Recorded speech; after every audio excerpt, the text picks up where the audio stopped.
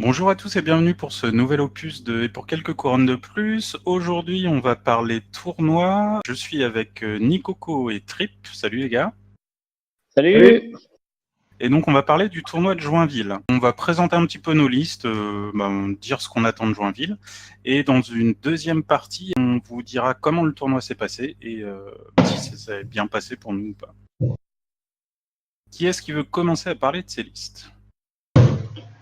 Honneur à mes notes. Honneur à mes notes. Bon, Le alors, premier Trip, dur. Et puis on fera le vrai c'est dur à après. toi. Bon, bah du coup, je vais me lancer. Ouais, bah, je pense Alors, qu'il. Trip, tu joues dans quelle équipe déjà? Alors, je joue dans l'équipe FBJ. Oui, tiens, d'ailleurs, excuse-moi, je te coupe dès le début. On pourrait présenter Joinville pour ceux qui connaissent pas. Nikoko, est-ce que tu veux nous présenter Joinville? Ah ben Joinville, oui, Joinville, c'est la 4e édition, si je me trompe pas, c'est ça. Ouais, la 4e édition. Bon, j'étais aux 4 éditions, donc je connais bien. Joinville, qui était le premier gros tournoi international en France, parce que dès la première édition, il y avait des Suédois, qui a la particularité d'être un tournoi par équipe de 5 au format WTC dans les règles, et un tournoi qui fonctionne souvent enfin même tout le temps par poule. C'est-à-dire qu'on fait un peu des poules de qualif, comme à la Coupe du Monde, et après les premiers se rencontrent pour les demi-finales et ainsi de suite, c'est décale pour le classement. Voilà, donc chaque année on a à peu près 16 équipes, un petit peu moins cette année. Et Alors ouais, cette cette année, ouais, je te coupe, cette année on est 15 équipes, donc je crois que le système de poule est pas forcément gardé. Ça, on verra ça ce week-end. Ouais. Ouais, ils vont peut-être faire de la ronde suisse ou autre. Ce qui paraît tirage de poule dans le règlement, donc ils vont peut-être changer un peu. Donc voilà, ça va être sur 2 jours, 3 parties le samedi et 2 le dimanche, du coup. Et puis une très bonne ambiance, une très bonne salle où il fait toujours un petit peu chaud, il fait toujours chaud à Joinville. Et voilà, tout se passe très bien. Cette année, on aura aussi encore plein d'étrangers, c'est cool. Nos amis belges, les Suédois qui viennent à 2 équipes cette fois-ci. Et Ouais. en étranger, il y a qui d'autre aussi, Nico? Non, ça c'est 2 équipes suédoises, enfin 2 équipes WTC suédoises de mémoire. Enfin, au moins une WTC et l'autre, je sais pas. Et il y a 2 équipes WTC belges aussi qui viennent faire le déplacement. Ouais, Et c'est ça. autrement, il y a des équipes d'un petit peu partout en France qui sont venues. Voilà, donc ça va être un bon tournoi avec voilà, et puis les 3 WTC aussi françaises, donc ça va faire du beau monde, et puis plein d'autres copains aussi d'ailleurs qui complètent le beau monde tout simplement. Babnik qui est en organisateur général, et puis des Parisiens dont j'ai oublié les noms parce que j'ai pas mes notes sur moi, qui s'occupent du reste de l'orga, donc Alors, ça va il y être a plus qu'à. Elwinar, c'est l'orga général, et c'est l'élite qui va être l'arbitre du tournoi. Ouais, le judge. Qui nous embête un peu notre équipe, nous, parce que c'est notre coach et il peut pas être judge et coach, donc on va faire sans coach, du coup. Ned. On verra. Il va peut-être nous aider, enfin bref. Problème de riche. On en parlera après le tournoi. Tu vois, on pourra parler de ce problème. Juge est parti. Ouais. Remarque, si tu veux, vu que Trip avait pas l'air trop chaud pour commencer, si tu veux nous présenter ton équipe, Nikoko. Alors, l'équipe Goudurix, l'équipe qui s'est qualifiée pour le WTC le tournoi de février, donc avec notre capitaine Marcel Chamblard, joueur mignon, ancien joueur Signard. Ensuite, on a l'absent JV, joueur Crix, qui, comme beaucoup de joueurs Crix, a dit que Joinville, il pouvait pas. On a Archange, un joueur Ménote, parce que Ménote existe encore apparemment. Un joueur également de l'Ouest. Konawan, j'ai toujours du mal à prononcer son pseudo, joueur Blight, qui a eu la chance de bénéficier d'un petit up Blight, donc très bonne nouvelle, joueur très très sympathique aussi. Et puis moi, donc Nikoko, joueur Signard. Et là, du coup, pour remplacer JV, on a un autre Signard qui rejoint l'équipe, voilà, pour découvrir un petit peu les tournois. Donc vous allez avoir 2 Signars, un Mignon, un Blight et un Ménote. Ouais, c'est ça, exactement. On vient sans Crix et donc on va voir un peu. Donc ça va être un petit peu particulier comme pour beaucoup d'équipes, c'est qu'on va pas avoir vraiment notre paring WTC, mais on va surtout s'entraîner. Enfin moi c'est comme ça que je le vois pour un paring solo, voir à peu près les difficultés que j'ai contre certaines listes et puis me rentraîner mine de rien, jouer en anglais. Parce qu'il y a quand même de fortes chances de devoir faire, enfin devoir, c'est pas vraiment du négatif, mais de faire quelques parties en anglais. Donc ça va permettre de me remettre un peu là-dessus. Et puis, puis voilà, d'être dans les tournois, parce que des tournois, il n'y en a pas 15 000 en France, donc quand il y en a, faut les prendre, tout simplement. Vous vous êtes mis un objectif au niveau de l'équipe?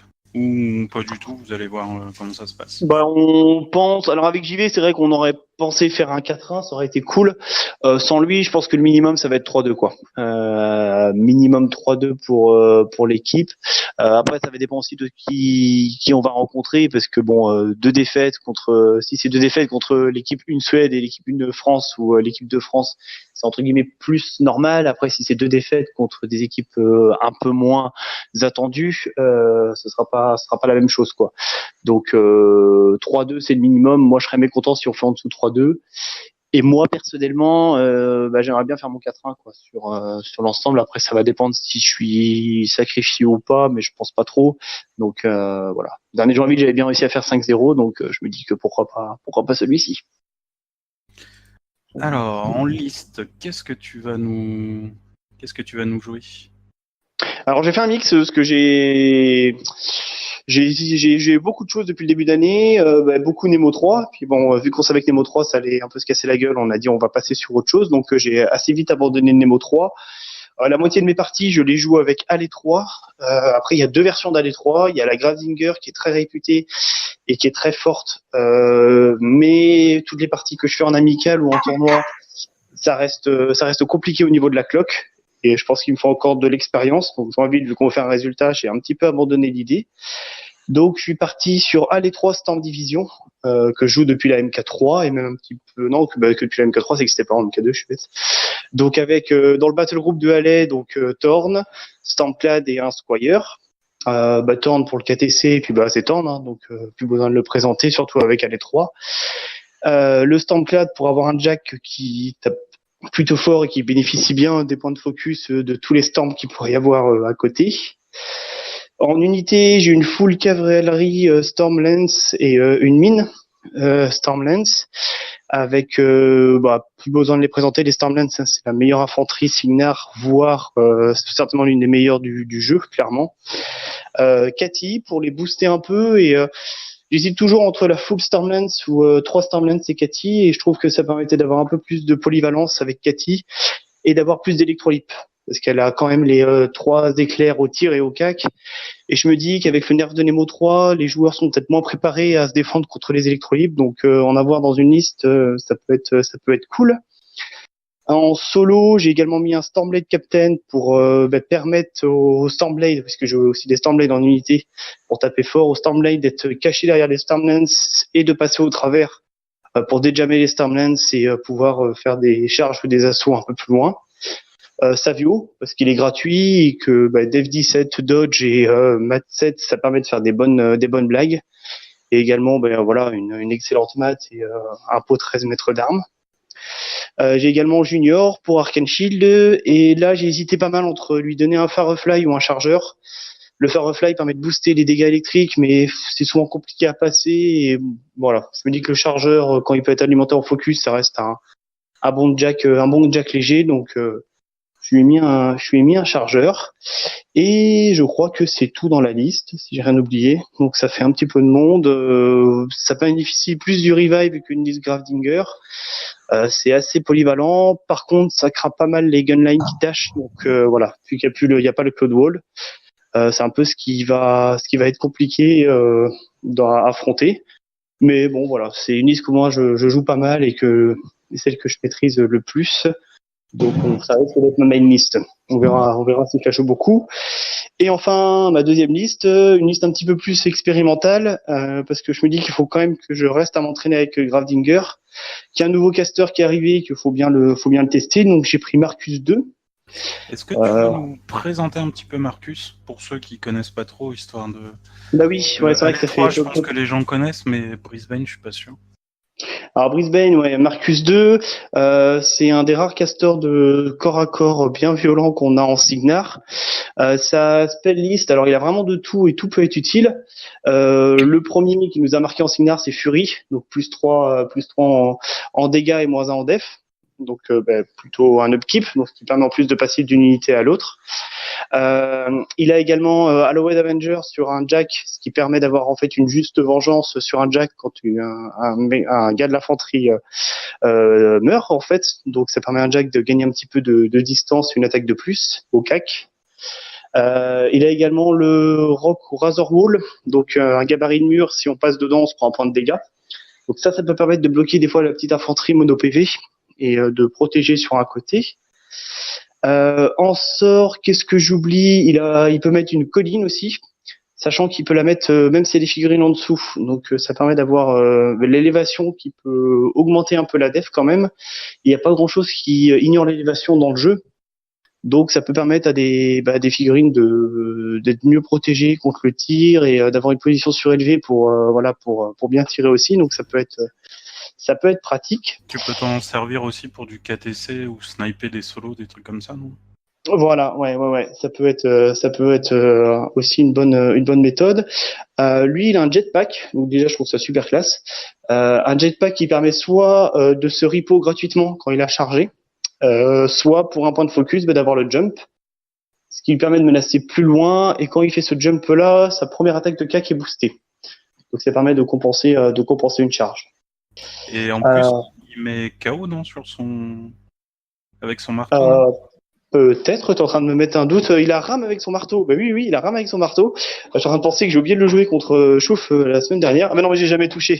C'est vrai que j'ai raté 6-7 à toi à 2-2. Mais c'est vrai que j'aurais peut-être dû booster du coup. Parce que KD aurait été pratique.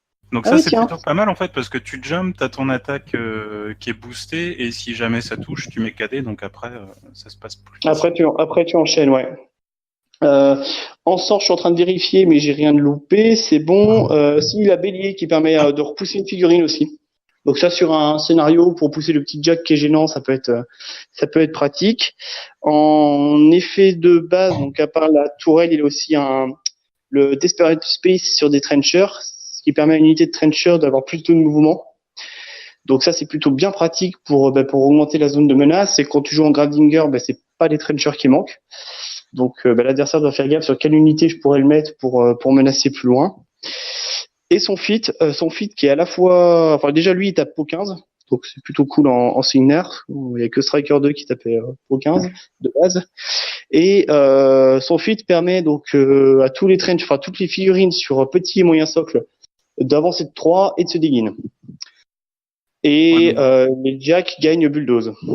C'est un caster qui va plutôt vite et qui tape fort en fait. C'est ça, ouais. Donc déjà lui-même, lui il va déjà relativement loin parce que speed de 5, le jump, le fit, ça fait une belle menace. Je suis en train de recompter dans ma tête, mais 5 et 3, 8, plus, 5 et 5, 10, le jump 12, 15. Donc lui il peut déjà attraper à 15 avec son fit de base, donc c'est plutôt correct. Et tous les trenchers avec des Spirit Piece ou autres, ça ils peuvent aller relativement loin aussi pour faire du hit and run, ou alors même si une gunline en face, du coup en contrefitant défensivement, ça permet à tous les trenchers de faire quand même des tirs, mais de se dégainer derrière. Donc il y a aussi cette option tactique là. Donc caster très polyvalent. Après, est-ce qu'il a sa place dans le méta ou autre, j'ai un doute, ça dépend, mais il y a à creuser quoi. Et je pense que c'est vraiment le caster qui a joué en Gravedigger avec LE3. C'est à mon avis ce qui lui correspond le plus. J'ai fait des tests en Storm Division ou autre, mais ça marchait moins bien. Et t'as quoi dans ta liste Brisbane alors? Alors, qui dit Brisbane, moi je dis forcément Triomphe, parce que c'est un Jack qui marche très bien avec lui. Donc True Sight, plus le tir gratuit à la phase de maintenance, plus le boost sur les jets de dégâts. Donc c'est-à-dire que Triomphe, pour un point de focus, c'est 2 tirs boostés, dont un à la touche également. Donc c'est plutôt correct. En plus Triomphe à Shield Guard.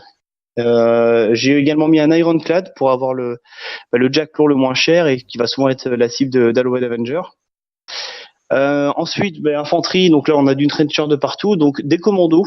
Des commandos parce que ça tape fort, ça enlève le tof, ça dégomme pas mal sur les livings, et la petite faiblesse des commandos qui serait souvent soit de mourir avant d'arriver, si le mec ignore la furtivité, il y a le dig-in avec le fit, soit de pas aller assez loin, et du coup il y a le fit de Marcus aussi, et Fury pour taper plus fort.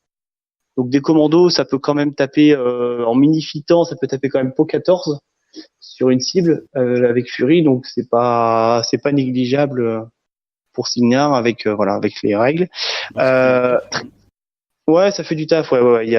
C'est pas super simple à jouer, mais bon, c'est comme toute liste Trencher. Ça demande du doigté, donc de l'entraînement.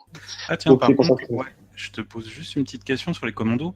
Bon alors pour nos auditeurs, hein, je mettrai les listes sur le site, sur l'article. Mais je vois que dans tes commandos, t'as pas mis de mecs avec les sprays, les weapon attachment. Tu trouves, t'aimes pas trop cela? J'ai hésité. Je pense que en y réfléchissant, j'aurais dû les mettre à la place des weapon attachment des trenchers infanterie. Mais les infanteries ont tendance à plus tirer que les commandos, donc voilà, je me suis dit que ça pouvait. Il y avait peut-être moyen. C'est pas idiot. Après, faut faire du choix dans les trenchers. Et ça permet de gérer un petit peu le stealth, et puis les commandos aussi, si j'ai une bonne mémoire, ils ont la capa où si tu tues un gars, tu peux faire un tir après. Oui, ils ont en effet, si tu tues au cac, tu peux faire un tir derrière, donc leur tir de carabine est correct. Je jouais une version avec des sprays avant, et j'avoue que l'idée m'a un peu échappé. J'ai laissé le truc de côté. Après voilà, je pense que ça aurait été pas mal. Ouais. Pour sniper du solo ou du soutien, tu vois, tu fais une petite charge avec le Desperate Pace, voire le fit. Tu tues du vivant vu que tu fais un point de dégâts auto son tof, et tu peux cibler solo de soutien ou des choses comme ça derrière. Oui, non, mais c'est vrai, c'est malin. Marcus 2, je pense que c'est certainement repeaufiné, parce que Marcus 2, j'ai dû faire 2 vraies parties avec la figue et 2 parties en proxy, donc voilà, c'est vrai que j'ai mis un peu ce que je pouvais, mais je pense que en effet, j'aurais peut-être dû baisser l'infanterie pour mettre les commandos avec, enlever les 2 weapon attachment de l'infanterie pour mettre les commandos avec souffle là, ouais. C'est pas, je pense que c'est pas mal, ce serait mieux, ouais. Si on devait partir sur une liste comme ça, ce serait certainement à modifier. Après, les commandos, par expérience, je sais que c'est souvent l'unité qui meurt le plus vite, et que du coup, c'est pas là qu'il me reste le plus de gars. Donc c'est vrai que j'ai pas fait trop attention que les souffles, ça permettait de mieux faire les combats d'infanterie, quoi. Mais oui, c'est une bonne piste de réflexion, ouais. En unité, du coup, commando, j'ai aussi les trenchers infanterie. Donc là, pour mettre des clouds, pour faire des tirs combinés. Sous Fury, ils ont quand même brutal charge, donc même chose, c'est pour 14. Ça peut être tout le temps, donc c'est une unité. Je sais qu'il y en a qui jouent plutôt les long gunners. Je vois moins l'intérêt, mais pourquoi pas. Pourquoi pas, comme je dis, c'est vraiment du test, hein, cette liste trencher. Donc les long gunners vont surtout être là pour protéger ma ligne. En mettant 4-5 devant sous un cloud wall, ça permet au reste de l'armée de bien tenir. J'ai 2 express teams aussi. Donc les express teams, c'est le troll avec le gars derrière qui sont vraiment l'ajout le plus important pour moi de la liste trencher. C'est RNG 14, c'est RAT 5 voire 6 avec Maxwell, et ça permet de repousser, de Grievous Soon, de mettre KD. Donc c'est vraiment des unités que j'apprécie beaucoup. J'ai mis le Master Gunners avec aussi pour les faire tirer 2 fois, enfin l'une des 2 fois. En solo, j'ai également mis les Trencher Busters qui permettent de taper vraiment fort, d'avoir 2 shield guards, et avec 8 PV armure 18, ça tient plutôt pas mal. Et eux sous Fury avec le flank, pareil, c'est une liste qui cogne. Ensuite, en solo, qu'est-ce que j'oublie? Forcément Maxwell, Fane et Hitch, hein, donc les 2 solos à mettre dans toutes les Theme Force Trencher. Donc Maxwell, le super solo qui défonce, et Hitch, le super solo qui soutient tout le monde. J'avais pas de place pour un Patrol Dogs. J'aurais pu à la place d'un Weapon Attachment de l'infanterie. Ça aurait pu être aussi une idée. Et je crois que j'ai fait le tour. Je reprends ma liste sous les yeux. mais je crois que j'ai tout. Après j'ai les Mercos, parce que les Signar aiment bien les Mercos. Et donc, pour moi, ma plus grosse difficulté en Signar, souvent, c'est la haute armure. Donc, pour compenser à ça, j'ai mis ce qu'on avait en aide à la haute armure. Donc Ragman pour le Dark Shroud, et puis Ayana et Holt pour le Kiss. Donc, en me disant que voilà, une liste qui serait trop tanky pour aller 3, j'irai avec Marcus 2 en tapant vraiment fort. C'est un petit peu ça l'idée de base. Pour revenir sur le côté infanterie et long gunner, je pense que infanterie, trencher infanterie, tu seras plus défensif avec le Cloud Wall. Par contre, le long gunner, ça te permet, en combinaison avec les trencher busters, de neutraliser certaines pièces lourdes, en fait. Tout ce qui est beast, warjack et ainsi de suite, avec les long gunners, tu peux choisir la colonne où tu tapes. Donc tu peux casser du cortex, enlever du spirit, des choses comme ça. Et après, tu as le trench buster qui peut faire un grievous wound. Ce qui fait que le gars, il pourra pas soigner ce que tu as fait avec les il pourra pas soigner ce que j'ai fait en dégâts. Ouais. Après, moi, j'avais peur que ce soit trop statique comme liste, les commandos trop loin, l'infanterie. Après, pourquoi pas, l'avantage aussi du feat de Marcus, c'est qu'il permet de les avancer au moins le tour du feat de 3 et de se dig-in. Donc ça leur fait un double dig-in avec le mini-feat de l'UA. Ça permet dans le combat de gunline d'être plutôt pas mal. Donc ça peut être aussi une piste de réflexion, ouais, les long gunners. Donc à voir. Après Marcus 2, c'est vraiment, je pense que si je la sors une ou deux fois contre une liste vraiment armurée, on verra ce que ça fait. Mais je pense, dans mon estimation, je pense faire au moins 4 parties avec LA3 dans le tournoi. Tu sors dans quel cas alors LA3 et Marcus? T'as construit comment ton pairing? Alors déjà tout ce qui va être War Machine, ça risque d'être, ce sera probablement à l'E3 pour domination et puis généralement War Machine a plus de mal contre l'E3, à moins de solutions. Je pense que Cador par exemple à l'E3 c'est plutôt correct. Krix à l'E3 ça m'a toujours réussi. Mes notes ça devrait passer aussi. Je pense, parce que même les Jack Menot, ça reste cassable. Peut-être que j'aurais plus de mal contre une Amon Menot avec full Jack. T'en penses quoi, toi, Trip, vu que tu joues Menot? Bah, après, moi, je joue pas Amon full Jack, donc je pourrais pas vraiment dire. Bah après, sans parler d'Amon, hein, mais Ouais. en tant que joueur Menot, tu vois ça, c'est quelle liste qui te fait le plus peur? Bah en fait, le vrai problème, moi je trouve de mes notes, c'est surtout les Cloud Wall, parce qu'on n'a pas grand-chose pour les ignorer. Donc à partir du moment où tu arrives à monter un Cloud Wall, déjà tu mets en difficulté. Et en plus, de base, moi Signar, ça a toujours été l'armée que j'ai le moins, enfin j'ai toujours eu le plus de mal à affronter en mes notes, parce qu'ils ont tellement de tirs. Et vu que le tir c'est un peu la faiblesse, je trouve, de la plupart des casters mes notes. Donc ça plus le Cloud Wall, c'est vraiment combiné. C'est souvent une liste qui pose, enfin c'est souvent une armée qui pose problème Signar, moi je trouve, en mes notes. Mais... Parce qu'en plus, ouais, pour la liste à l'E3, tu vas avoir les Stormlands avec les électrolytes. Et c'est vrai que ça va être. Pour les soutiens, ouais. Ils vont chercher bien loin. Enfin ouais, dans tous les cas, je pense que c'est compliqué. C'est ouais, c'est bon de toute façon ouais, clairement comme je te le dis, Signar ça a toujours été plus que Krix ou les trucs du moment. Signar, je trouve c'est vraiment l'armée que j'aime pas affronter. Ouais, ok. Ah ouais, donc clairement.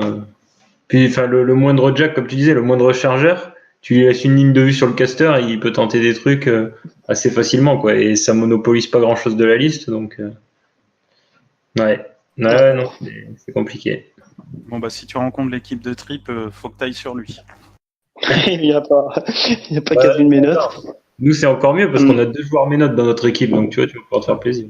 Ça devrait le faire. Après, il faut que ça passe aussi, hein, parce que moi, après mes notes, c'est vrai que le peu de fois que j'ai affronté, souvent j'avais allé 2 dans mon pairing aussi. C'est vrai qu'aller 2 contre mes notes, c'était un peu le match simple, parce que une allée 2 avec un BE et un peu de tir magique avec Airline Strong Waves, c'était la fête quoi. Le feat permettait de bloquer les Jack Menot et voilà.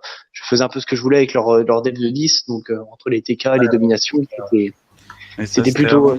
C'était l'ancienne avec personne. Ouais, la méta venant avec plus de figurines, le feat d'aller 2 étant moins bien, je me suis dit on va la mettre de côté, quitte à y revenir à un de ces 4, on verra. Mais bon, dans l'idée, on va essayer de faire 100 pour le moment. Après, dans le reste des match-up, Scorn, je me dis que pourquoi pas Marcus 2. Parce que Scorn, si je le Grievous Sound, ça a tendance à aussi bien encaisser, donc Marcus 2 pourrait plutôt bien s'en sortir. Il n'y a pas grand-chose qui ignore le Cloud Vault aussi en Scorn. Donc à part les solos là avec, j'ai perdu le nom là, mais qui tient la bombe là. Voilà, les extolers, ouais, voilà, ceux qui sortent de prison. Il y a que ça qui peut être un peu chiant, mais ça se snipe un extoler, donc ça peut le faire. T'as un carton jaune, Nikoko. En plus, c'est cette blague, il y a les copyrights de Bichneuf, hein, je précise. Non, mais moi je la valide, elle était bien. Troll, c'est compliqué parce que Troll, si c'est Madrak 1, j'y crois pas trop. Ça encaisse beaucoup trop pour Signar. Marcus 2 ira, et si c'est Colgrima, dans les deux cas, Colgrima, c'est pour Signar, c'est vraiment compliqué, quoi.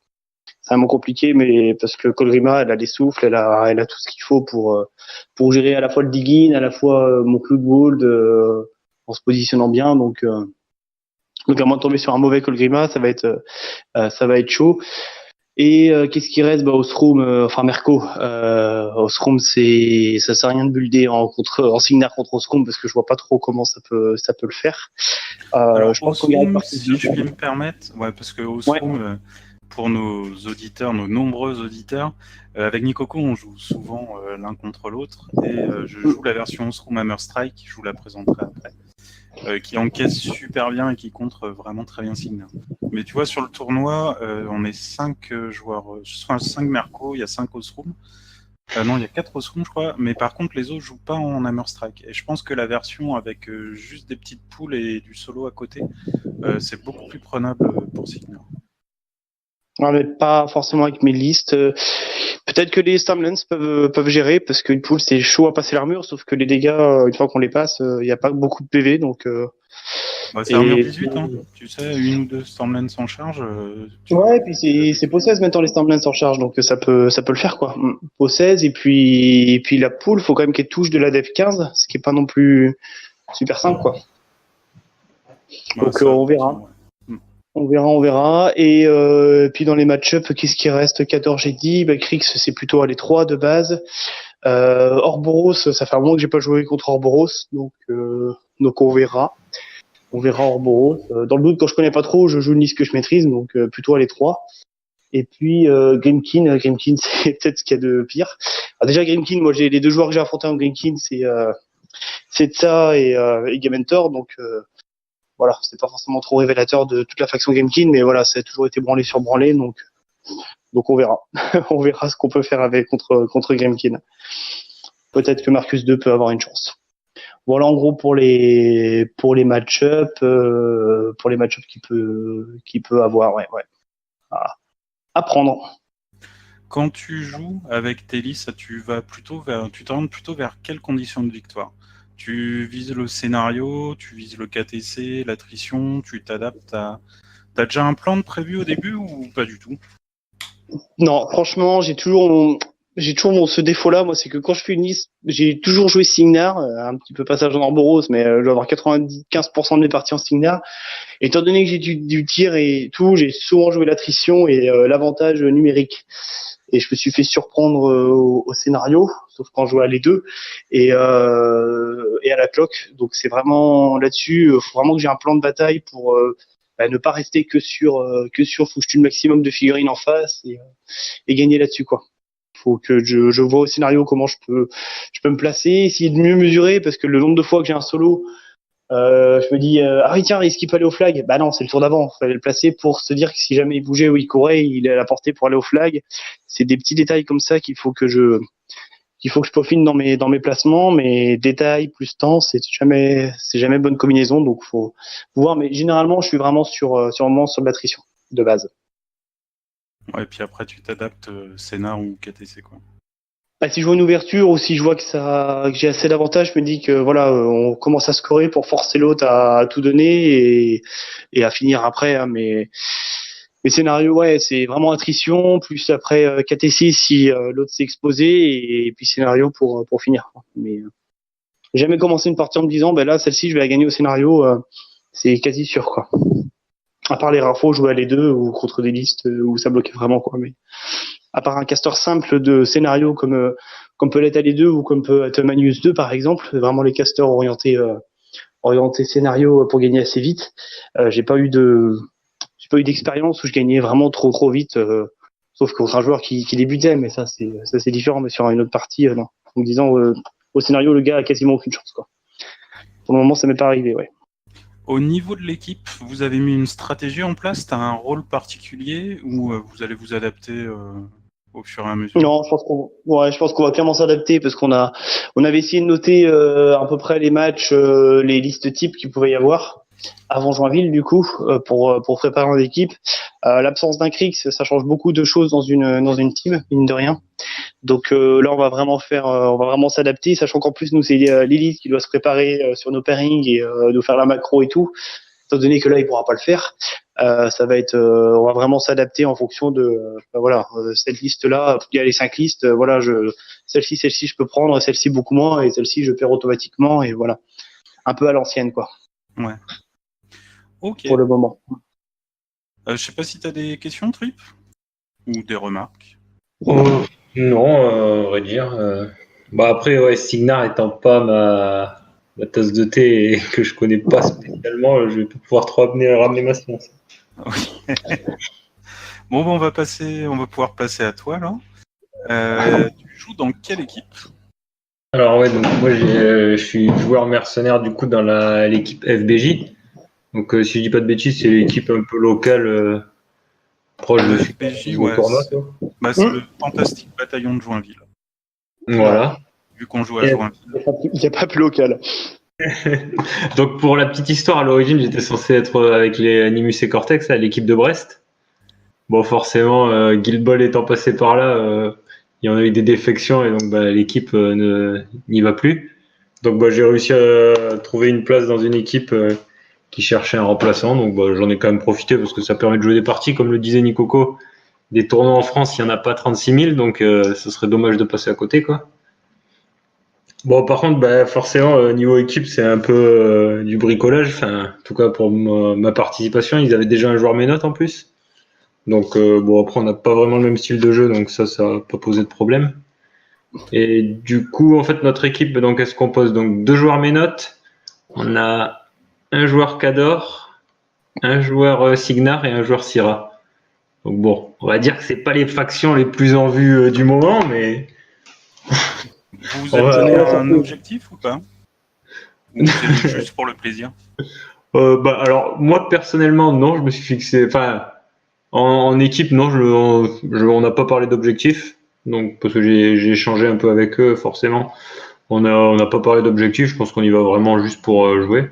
Après, moi, d'un point de vue personnel, évidemment, je vais essayer de réussir au mieux mes parties, hein, parce que c'est toujours mieux. Même si le tournoi, le résultat au final n'est pas au rendez-vous, si tu as joué des bonnes parties, que tu t'es bien éclaté et que tu sais que tu as donné le meilleur de toi sans faire trop d'erreurs, déjà, c'est un bon point, on va dire. Même si ça ressemble un peu à une excuse de mec qui est déjà. De toute façon, l'important, c'est de prendre les matchs les uns après les autres et c'est les 3 points. Hein. Bon, l'important, c'est de prendre du plaisir sur le terrain et puis voilà. Non, donc voilà, on va quand même vendre chèrement notre peau et on verra ce que ça donne. Du coup, alors moi, au niveau de mes listes, je suis parti sur mon pairing du moment, avec un pairing qui est censé couvrir un maximum de match-up et on ne s'est pas donné de rôle spécifique en fait dans l'équipe. Chacun joue les listes qu'il avait envie.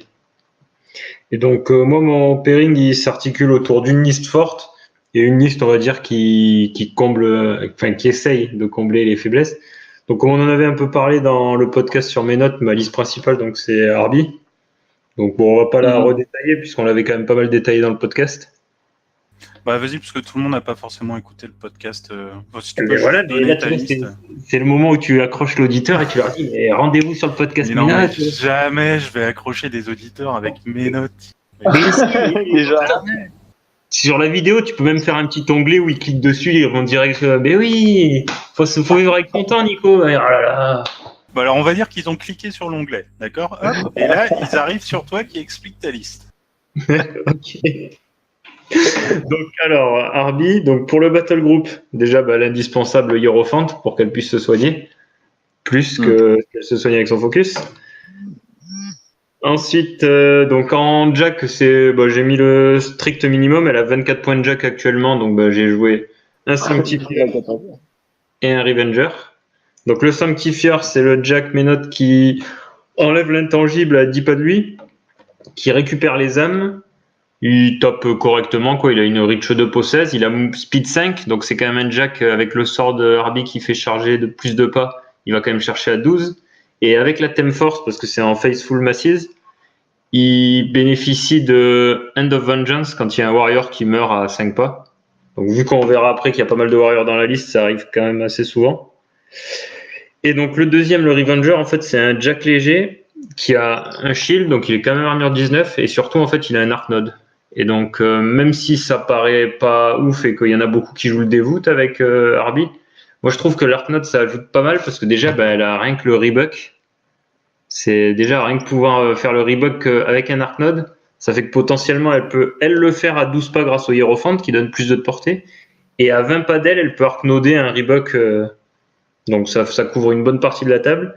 Et un truc qui est pas négligeable non plus, c'est pouvoir Arc Noder Guide ma main, je vais le dire en français parce qu'après on se moque de mon accent. C'est le sort qui donne plus un dé à la première attaque au corps à corps. Et ça, en fait, c'est bête, mais pouvoir le faire sur toute la table, parce que tu peux le lancer plusieurs fois. Donc pouvoir le faire à côté d'elle, sur l'unité qui est devant elle, et par l'Arc Node, pouvoir le faire sur l'autre unité qui est de l'autre côté de la table, parce que ça a que 6 pas de portée ce sort. Et c'est loin d'être négligeable, et c'est vraiment un sort qui est vraiment game breaker. Il y a des parties où ça fait vraiment le café. Donc c'est pour ça que moi j'ai préféré rajouter l'Arc Node. Et mine de rien, le petit répulse aussi qu'il a sur son bouclier, il y a des fois, parce que la liste, elle a un peu de mal sur ce qui est bien armuré, pouvoir push mine de rien, ça peut des fois surprendre l'adversaire qui avait mis son Jack un pied dans la zone en se disant c'est bon, il va galérer à me casser mon Jack armure 23 là. Donc non, le battle group, j'en suis assez content. Après en solo, donc il y a les deux Dragoon Paladins là, il y a 2 fois le champion, qui est le très bon ajout Ménote en fait je trouve, parce que c'est un solo qui est vraiment résistant, et en fait il a amené ce qui nous manquait, c'est quelque chose qui puisse tanker hors Jack, parce qu'il est quand même armure 18 plus le bouclier, ça fait armure 20, 10 PV, et après quand il tombe à pied il est quand même armure 18 avec son bouclier, 5 PV, et il est tough no KD, donc ce qui est très raisonnable, et puis il tape quand même assez bien au corps à corps. Il donne pas un truc, il donne steady à ceux qui sont en contact avec lui aussi, non? Non, il donne pas steady, il donne guarded. Donc, donc ce qui peut ne pas être déconnant avec Harby, ce qui arrive assez régulièrement. Et en fait, surtout, ils ont une portée de menace donc de 13 de base, 15 avec le sort d'Harby. Et avec il y a le troisième solo, il y a un autre solo, c'est Villemont dans la liste. Donc c'est le solo paladin nommé, qui en fait donne vengeance. Et ça, c'est un élite cadre. Donc avec vengeance, ils peuvent potentiellement aller chercher à 18 pas. Donc ce qui est quand même très très bien en portée de menace. Et donc le Guarded, ils peuvent le donner à Villemont, que lui en fait c'est toute une synergie. Eux par contre c'est dans la zone de commandement qu'ils le donnent, le Guarded au paladin. Et sachant que Villemont de base a aussi Shield Guard et il peut se rajouter plus 5 d'armure, si lui il se colle à Harby, en fait la Harby peut ne pas prendre les dégâts de blast. Et c'est vrai que quand tu as un caster qui est 14 d'armure, pas prendre les dégâts de blast, ça peut te sauver la vie des fois. Et petit retour d'expérience, faut pas oublier que ça, en fait, c'est que dans la command range. Donc quand vos champions sont partis se battre à l'autre bout de la carte, faut pas paquer tous ces solos autour de Villemont en se disant c'est bon, ils prennent pas les blasts, parce que ça marche pas. Donc ça, c'était les 3 solos paladins, les 2 champions plus Villemont. Après, en petit solo, il y a aussi un moine. Donc c'est les solos bien casse-pieds. Ils tapent un peu au corps à corps, mais c'est surtout qu'ils ont 14 de def, ils sont tough, no KD, et ils ont s'ils forfaitent action ou mouvement, ils passent à 18 de défense. Donc ce solo-là, combiné avec le fait qu'Harby peut le sauver, sauf Grievous Wound, et qu'en plus, quand il se met le plus 4 de défense, s'il est raté par une attaque, il peut faire une full advance. Ça fait vraiment un solo de contestation parfait, quoi. C'est vraiment pénible. Bon, j'en mets qu'un parce qu'il me fallait des points. De quoi? C'est pas lui qui peut pas être push en plus? Si, non, ça c'est le Dragoon qui peut pas être. Ah, c'est le Dragoon, ouais. Alors, je crois. Non, c'est pas push, il peut pas être slam, il me semble. Attends, je vais vérifier. Pour moi, il peut pas être slam, mais push, je crois qu'il peut. Non, bah non, c'est l'inverse. Il peut pas être push, mais il peut être slam par contre. Ok. Voilà. Donc le petit moine. Après en solo de soutien, donc bah il y a le bouquin. Forcément, ça c'est vital avec Arby. Empêcher la magie. Bon, ça empêche pas les Arknodes et c'est pour ça que j'attends quand même le CID avec impatience. Parce que si Arby passe vraiment à 28 points de Battle Group et qu'en plus il y a le changement sur l'Indictor, l'Arknode, tant pis, je m'en passerai et je le remplacerai par un Indictor qui empêche les sorts et les Arknodes à 8 pas. En attendant, ben, le seul moyen en fait dans la liste d'empêcher les Arknodes, c'est de faire un mur de figurines autour d'Arby pour qu'il y ait toujours une zone de corps à corps qui empêche l'adversaire de Arknoder et donc sauver tous ces gens-là qui se mettent en. Donc bon, c'est un peu le plan de débrouille, mais c'est le seul moyen qu'on a. Parce que le bouquin, il empêche les sorts à 10 pas, mais pas les Arknodes. Donc c'est un peu la faille du système.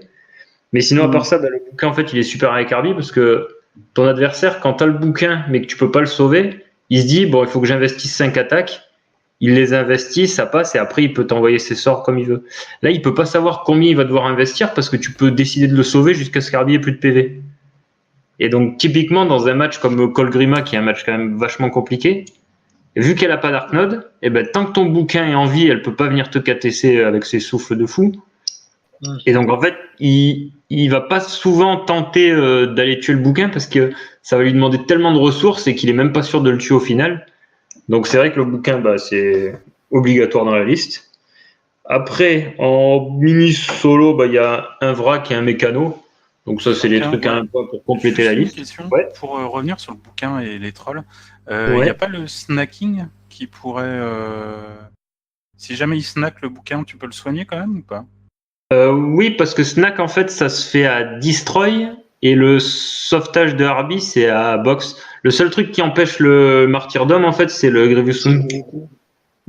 Non, alors pour les trolls, il faudra que tu fasses gaffe aussi. Tu as le consume. Alors il y a ça aussi chez Syrah avec la Il y a le takedown aussi. Oui, Il y a le takedown avec une telle force. Ouais, mais le takedown, ça enlève juste le. Ça empêche pas le soin, le takedown. Ouais. Non, ouais, bah, il y a le consume. Bah, par exemple, il y a les blights là, avec la grosse bouche là. Oui. Ouais, les t'as tentacules. ça, Là. t'as je crois que c'est le Swamp Troll qui a ça au tir aussi. Si jamais il y a un Swamp Troll en face, faudra mettre un shield guard à côté du bouquin. Ouais. Bon, voilà, après, ça c'est. Mais ouais, donc ça c'est. Là, donc je disais, ouais, bon, Vassal et Vrac, c'est de toute façon les trucs à un point pour compléter la liste. Et en plus, le Vassal, le Vassal Mécano, je le trouve quand même bien parce que là, pareil, quand tu joues à un Vassal Mécano, généralement, bah, il prend un tir perdu, il est mort et puis c'est fini. Là, en fait, Arby, vu qu'elle peut décider qu'il meurt pas, il pourra quand même aller soigner le Jack, même en s'étant exposé au tir. Donc ça, c'est quand même. Et puis, quand il meurt, de toute façon, il est à 5 pas d'un Jack, donc il active le Hand of Vengeance. Donc au pire, il est pas mort pour rien. Donc ça, c'est quand même pas négligeable. Et après, donc le cœur de la liste, c'est 2 Hydri en max avec UA et une ligne de nains avec marteau, là, les Forge Ward, avec l'attendant qui les rend Ménotes. Et donc ça, c'est vraiment l'ossature de la liste. Et ben, ça fait grosse gunline avec des Hydrians qui tapent quand même fort au corps à corps. C'est vrai que maintenant j'ai beaucoup de mal à jouer les autres infanteries ménotes parce que je les trouve vraiment trop polyvalents, les Hydrians. Et combiné avec Arby, c'est quand même une liste qui fait.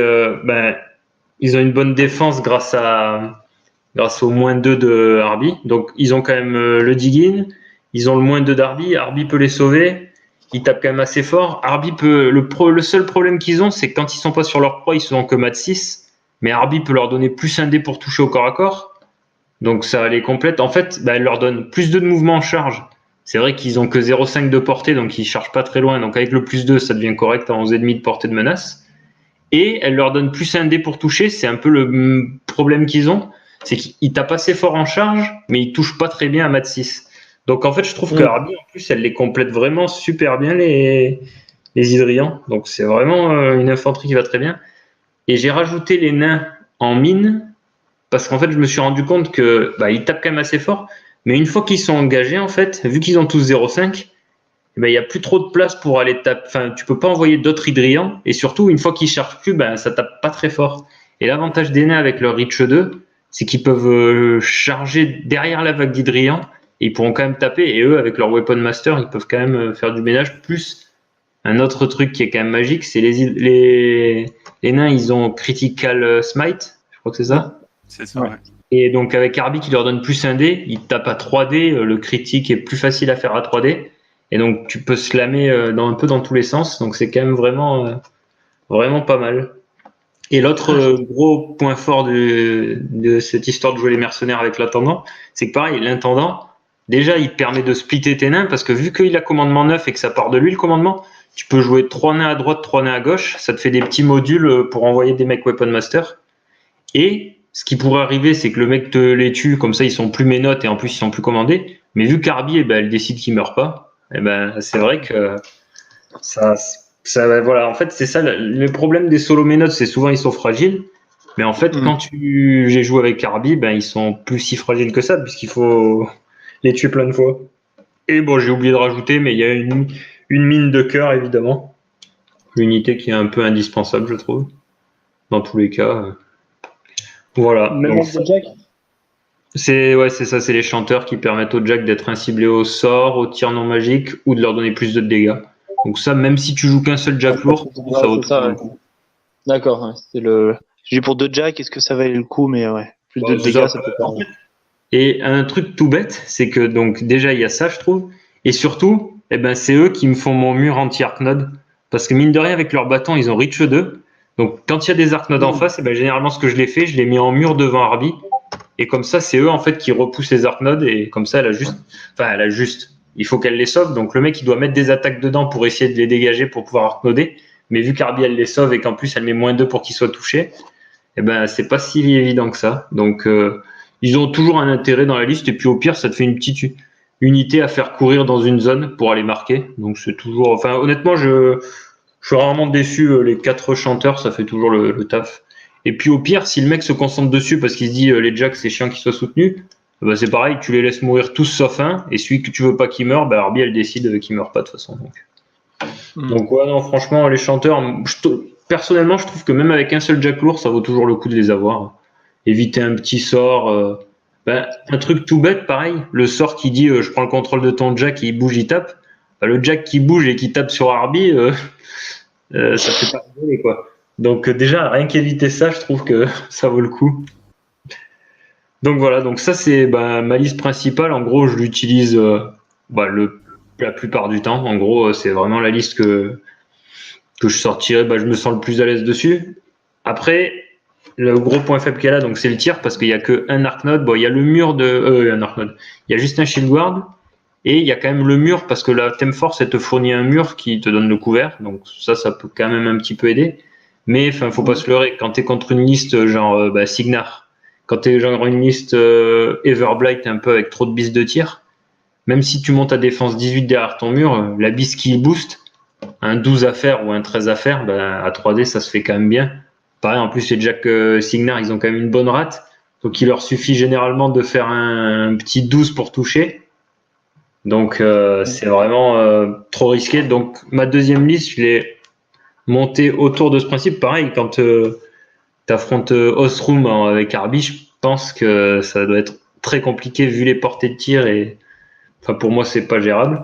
Donc, j'ai articulé ma deuxième liste autour de ce constat. Et donc, j'ai choisi donc Vindictus. Lui, pareil, j'en avais un peu parlé dans le podcast, que c'était un peu mon coup de cœur. Et puis, le pairing que joue, du coup, Arby Vindictus, c'était le pairing que je jouais déjà en MK2. Donc, c'est un peu un retour aux sources.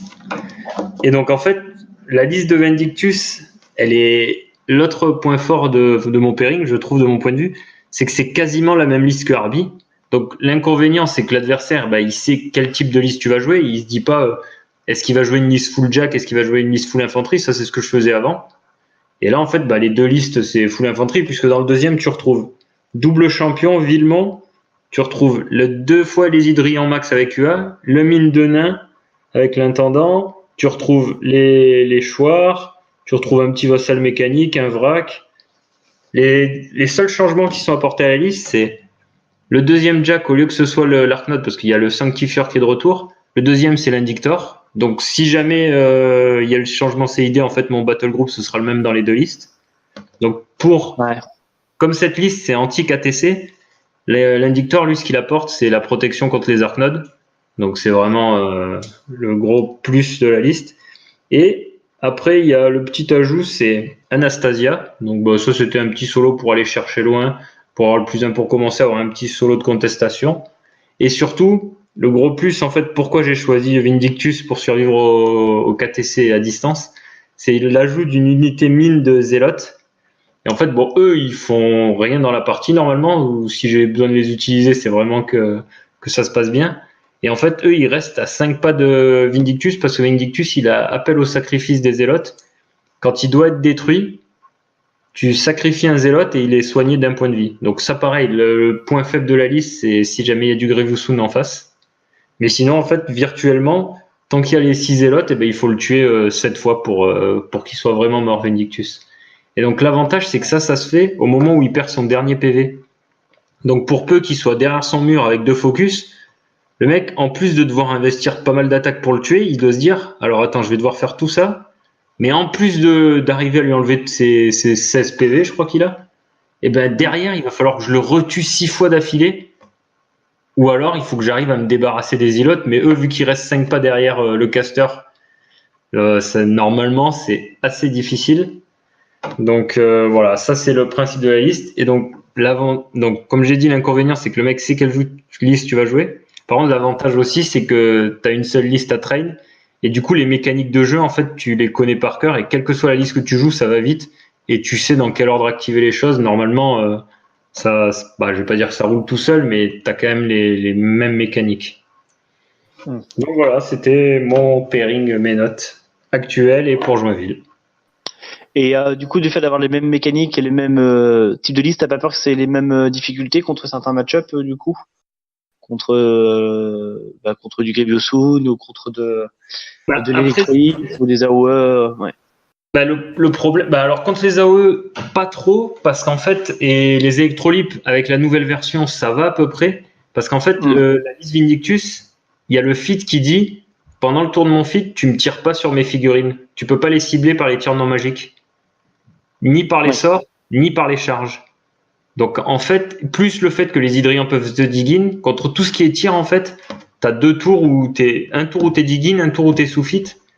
Et on l'avait testé une fois contre la Listos Room. C'est vrai qu'en fait, pendant 2 tours, tout ce qui est tir, en fait, ça sert quasiment à rien. Après, il y a toujours les moyens de contournement. Genre, tu mets une de tes figurines devant, tu souffles dessus, comme ça, tu cibles pas. Et il y a toujours des petits tricks. Mais en fait, ça limite vachement et ça fait perdre du temps à l'adversaire aussi. Ça, c'est pas négligeable.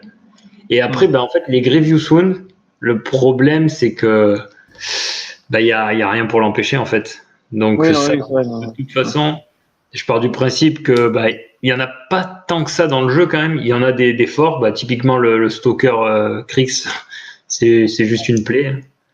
Mais voilà, après, ça, t'as les artilleries trencher aussi, les. Le petit duo, là, c'est clair que t'es obligé d'essayer de composer avec. De toute façon, tu n'as pas le choix. Mais non, clairement, c'est compliqué. Mais voilà, après, cette liste est quand même assez forte contre le tir, je trouve. Et puis, les 2 listes jouent bien au scénario parce qu'après, la façon de jouer ces listes, je suis quand même, comme Nikoko, je suis beaucoup dans l'attrition et en fait, mes games, elles se finissent quasiment tout le temps tour 7 ou alors au bout de la cloque d'un des 2 joueurs. Enfin, ça va vraiment au bout de la partie. C'est rare que je gagne. Déjà au KTC, je gagne quasiment jamais. De tous mes tournois que j'ai fait, j'ai dû gagner 2 fois au KTC maximum. Donc c'est vraiment un truc que je tente pas et de toute façon, je trouve que mes notes de base a pas les armes pour aller au KTC. Donc ou alors, je compte pas les fois où tu KTC parce que l'adversaire il lui reste son caster et une figurine. Là forcément, une fois que tu as attritionné toute son armée, tu le KTC, mais c'est pas vraiment un KTC pour moi. Du coup, c'est plus un mélange de mettre un peu de pression au scénario, mais pareil, je suis pas du genre vraiment agressif dans le sens où je trouve qu'avec Arby, si tu agresses au scénario, parce que tu as moyen de le faire, c'est tu marques vite au scénario et après tu verrouilles tout en mettant des gens partout, en mettant les moines qui empêchent de mourir, les paladins, tout ça. Mais le problème de cette façon de jouer, je trouve, c'est qu'Arby est obligé d'être haut sur la table pour sauver tout le monde, pour contester. Et du coup, comme l'adversaire se sent pris à la gorge au scénario, il se dit allez, j'y vais, je vais au KTC. Et c'est pour ça que moi, en fait, je suis plus en mode je vais marquer un peu des points chez moi, je conteste un peu l'adversaire, mais avec pas grand chose. Du coup, il se dit c'est bon, moi aussi, je peux tuer ce qu'il conteste, marquer et contester un peu plus. Et donc en fait, c'est un échange de contestation. Et en fin de partie, là où le fait de pouvoir sauver tes figurines devient assez intéressant, là tu peux commencer à lui mettre la pression, à dire ah bah tiens là je conteste plus que toi. Et voilà, c'est plus dans ce sens-là que moi je joue ma liste. Donc ça fait un peu plus attentiste, mais du coup Arby elle reste un peu plus sûre derrière. Bon après tu peux pas toujours empêcher l'adversaire de te foncer dessus et ça après tu essayes de te débrouiller. Mais pour l'instant bah, je joue la liste comme ça et c'est vrai qu'en fait l'autre truc qui empêche l'adversaire de te foncer dessus, c'est les 24 hydriens avec leur fusil quand même. Parce que le mec, s'il se met à porter, il prend déjà une rafale avec tir combiné. Et si en plus, s'il charge plus loin que toi, il se dit, bon, bah, je me mets juste à porter pour moi le charger et que lui, il me charge pas, mais qu'il se prend quand même la volée de tir. Et s'il se met à porter, il y a quand même quelques hydriens qui vont le charger. Et mine de rien, les hydriens en charge, ça picote un peu. Donc c'est pour ça que cette liste, pour l'instant, j'en suis assez content. Et c'est vrai que bah, c'est con, mais ça correspond à mon style de jeu. Ça correspond pas à tous les standards Arby qu'on voit en ce moment un peu partout à l'étranger, parce qu'en France, on n'en voit pas de toute façon. Mais ouais, bah, ça correspond plus à mon style de jeu. Et étonnamment, bah, au Watchmaster, j'ai affronté une liste Arby montée avec tous les solos, une seule Hydrian, max de nains. Et en fait, bah, le double Hydrian, donc 2 fois plus de tirs, ça fait la différence sur le match miroir en fait. Donc voilà. L'important dans une liste, de toute façon, je pense que c'est valable pour tout le monde, c'est vraiment trouver un style de jeu. Ouais, c'est ça, le ressenti, même si c'est pas une liste qui est étendue partout, si toi tu te sens à l'aise avec, je pense que. Et ça, c'est un peu ce que j'ai dit de toute façon, parce que dans l'équipe, on essayait quand même de dire bah, qu'est-ce qu'il faudrait qu'on joue et tout. Bah, parce que bah, du coup, dans cette équipe, je fais le mercenaire, mais ils m'ont demandé quand même d'essayer de faire les pairings. Donc bon, je vais essayer de. Et donc, dans mon esprit, ce que je vais essayer de faire, c'est d'arranger au mieux les match-ups. Et vu que je suis quand même le joueur qui a un peu plus d'expérience dans l'équipe, je vais essayer moi de me mettre pas en position de facilité, mais plutôt pour combler les trous. Là où au moment où on tombera sur un choix où on est un peu embêté, je vais essayer de me mettre là et d'essayer de faire tampon. Bon après je sais pas si ça marchera, mais je pense que ça peut se tenter parce que Arby, voilà, je pense qu'il y a pas trop de matchs où elle est vraiment où il y a pas de game quoi. Et ouais, si j'ai l'occasion aussi, ce que j'aimerais bien tester, c'est contre Anamag. Parce qu'apparemment, c'est censé être une liste qui nullifie complètement Arby. Moi, je suis pas convaincu pour l'instant. Donc, on verra. Même si le fit Grievous Wound partout, évidemment, ça peut paraître complètement un contre Arby, mais bah, je demande à voir. Parce que je suis pas sûr que ce soit aussi le fit, c'est sur un tour. Et si tu as réussi à amoindrir un petit peu ces figurines avant, c'est ça. Et surtout, en fait, moi, ce qui m'a fait me dire que ça sera peut-être pas suffisant, c'est que ça marche que sur les armes de corps à corps. Tu peux pas le faire sur les tirs. Encore, ça marcherait sur les tirs, là, je dirais, ouais, bah là, ça va faire la diff, c'est sûr. Mais là, vu que c'est que sur le corps à corps, t'as quand même moyen de limiter. Et la deuxième partie du feat, je trouve, bah, le Dark Shroud, en fait, contre Arby, ça sert quasiment à rien, puisque tu joues des mecs qui sont de toute façon, ils ont 11 d'armure de base. Armure 12. De base, les figurines adverses ont plus de force que ton armure. Donc, c'est vrai que là, l'avantage d'Anamag, c'est de pouvoir monter à peau 20, 22, et ainsi de suite. Mais toi, tu t'en fous, t'as plein de petits mecs c'est ça. qui vont mourir de toute façon. Et c'est vrai qu'en plus, là, l'Arc-Node avec Rebuke, ça peut être vraiment sympa pour neutraliser des Chosen ou des choses comme ça. Je pense qu'il y a un match, en fait. Ça va te dispel en face, ouais. Donc ouais, à voir. Je pense vraiment que je pense pas que ça nullifie complètement la liste Arby. Moi, je pense que parce qu'en plus, comme tu dis, ça tape fort, mais le volume d'attaque est pas non plus phénoménal, quoi. Donc si tu as réussi à attendrir un peu, parce que mine de rien, les 24 tirs d'Hydrian, normalement, ça doit virer un peu de monde avant qu'il arrive au corps à corps. Donc je suis pas sûr que ce soit aussi game breaker que ça. Typiquement, en Blight, ça me ferait plus peur une liste Lilith 3 avec pas mal de bises de tir que la Anamag, à mon avis. Mais bon, tu auras peut-être l'occasion de tester, parce que je crois qu'il y a 4 ou 5 joueurs Blight. Et ils ont... Ouais, j'ai vu qu'il avait pas mal de succès, ce caster. Donc on verra. Ouais, c'est ça, on va voir. Sinon, est-ce qu'il y a des listes que tu aimerais pas voir? Qu'est-ce que tu aimerais? Une liste que déjà forcément Colgrima, c'est à chaque quand je joue contre au final c'est super tendu parce que le clou de wall c'est l'enfer, t'es obligé de sauver ton bouquin en permanence, donc tous les PV que tu perds à sauver le bouquin, c'est des PV que tu peux pas utiliser pour sauver des Hydrians. Après, si tu arrives un peu à temporiser ces Fire Eaters, il y a quand même moyen de... Parce que derrière, c'est quand même assez lent et ça va pas chercher trop loin. Donc, après, il y a quand même les ours qui sont une vraie plaie aussi. Hein, donc, faut... Colgrima, c'est quand même compliqué. Il y a match et c'est compliqué, mais enfin, c'est vraiment l'enfer quand même. La partie, elle est tendue jusqu'au bout et t'as pas le droit à l'erreur, en fait. Après, Krix, au final, jusqu'à présent, ça allait. Je trouvais que les match-up Krix, c'était là où je m'en sortais, pas le mieux, mais par rapport à d'autres armées qui galèrent vraiment contre Krix, le fait qu'on ait quasiment tout qui est magique, donc les intangibles, on s'en fout. Le fait que t'as plein de petits mecs sur la table qui peuvent aller casser des stalkers, typiquement. Le stalker, il vient de prendre 3-4 mecs, mais après, les gens, ils lui rentrent dedans et normalement, il prend cher.